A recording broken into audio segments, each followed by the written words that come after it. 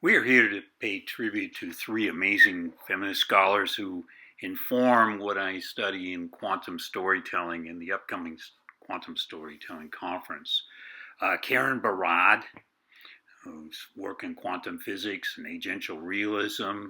Donna Haraway, speculative fabulism. Mira J. Hurd and her focus on understanding the waste streams at a cellular level. So we want to just give you a little bit of insight into each one, show you some small video clips. I'll try to put some notes on where to find the full video, and come to our conference. At the end of this session, I'll talk to you about the conference and give you the dates in December, etc. But I want to tell you a little bit about quantum storytelling.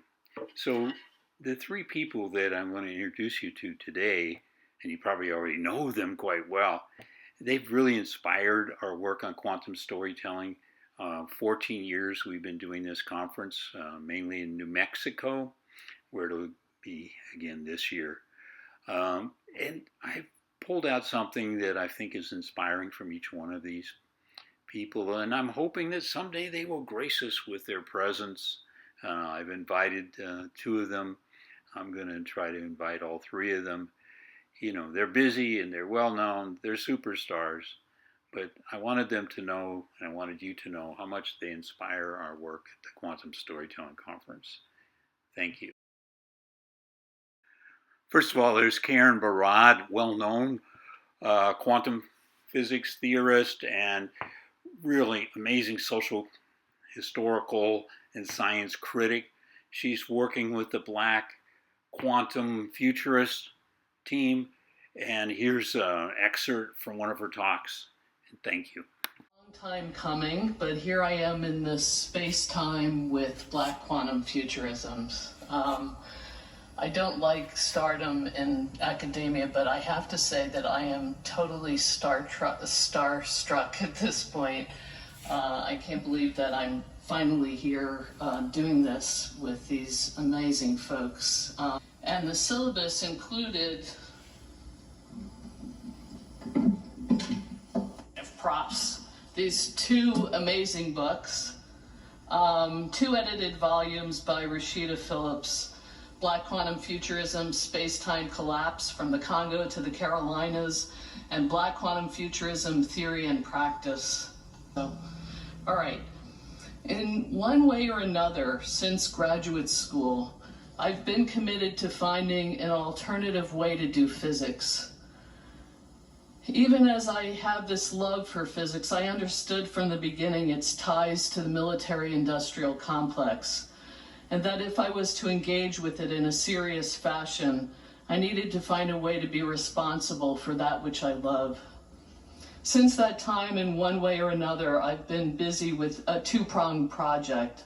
One, tracing all the forces, political and social. So tracing all the forces, political and social as well as physical forces, imploded into its core, seeking out how traces of these forces are written into the very equations. And two, finding and experimenting with deconstructive possibilities, radical possibilities for undoing the material conditions of the forces of violence and opening up what I am now calling an energetics of the otherwise.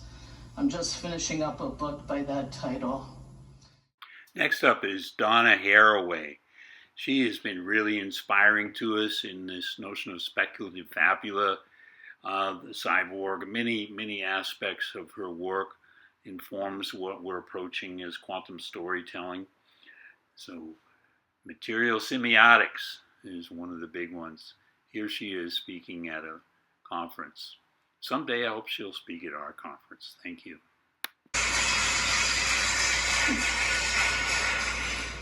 Well, I think, as I've said on other occasions, it's really only one's parents who should be allowed to hear introduction. Signifier SF, which obviously means science fiction.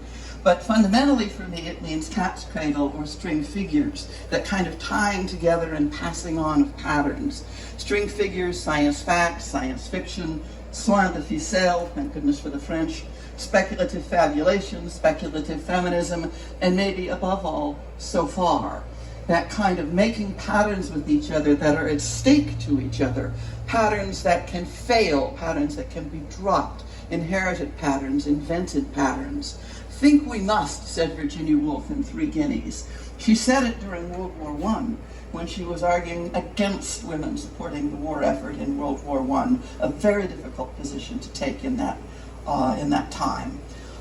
Virginia Woolf's Think We Must resonates through the history of serious worlding. Myra J. Hurd has been an amazing inspiration to the quantum storytellers, including myself, and all the work on understanding the waste stream and its cellular, biological, geographical impact on the planet and the creatures of the planet. She comes from Canada, and I hope someday she'll come and visit us at our conference and be a keynote speaker. But I really appreciate your work, Myra J. Hurd. Thank you. Well, there's many ways that I can think about the Anthropocene. I study waste issues, and so for me, the Anthropocene is all about waste. So here is this object that I've brought with me from Canada, and so it's a box, a cardboard box, and inside it is a plastic container. And inside this plastic container is this, which is a reusable straw. And I was given this as a gift.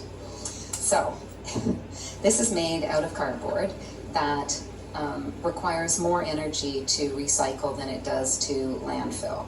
Recycling paper, it creates contaminated toxic waste. It's very bad for the environment to recycle cardboard. This is made out of various forms of plastic, and it has a magnet in it, so this makes this very difficult to recycle this plastic. And inside it, there's even a metal straw cleaner, which after you use it, you're supposed to clean the straw like this. The straw itself is made out of metal, which is extracted from the earth, and it is also made out of rubber. And this rubber is made from the oil and gas industry. So the reason I've chosen this as my object is because it, for me, is very representative of how individuals in our society are responding to the Anthropocene. All right.